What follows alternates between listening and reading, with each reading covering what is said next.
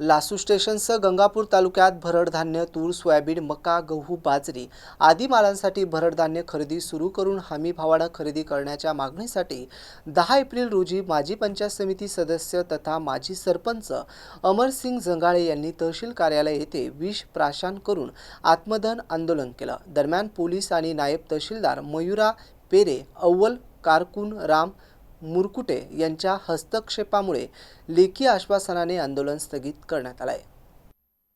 गंगापूर तालुक्यात सर्व शेतीचा माल शासकीय हमी भावाने खरेदी करून भरड धान्य खरेदी केंद्र सुरू करावे म्हणून अमरसिंग जंघाळे यांनी रस्ता रोको आंदोलन करत तसेच जिल्हाधिकारी आणि तहसीलदार यांच्याकडे निवेदन देत आंदोलन केलं। मात्र या आंदोलनाची आणि निवेदनाची कोणतीही दखल न घेता फक्त आश्वासनाशिवाय काहीच मिळाले नसून शासनाने उद्दिष्ट वाढवून मका खरेदी केंद्र सुरू केले, परंतु खरेदी केंद्रावर खरीप हंगामातील मका खरेदी करण्यात येत नसल्यानं यामध्ये खासगी व्यापारी मनमानी पद्धतीने खरेदी करत असल्यानं शेतकऱ्यांना मोठा आर्थिक भुर्दंड सहन करावा लागतोय।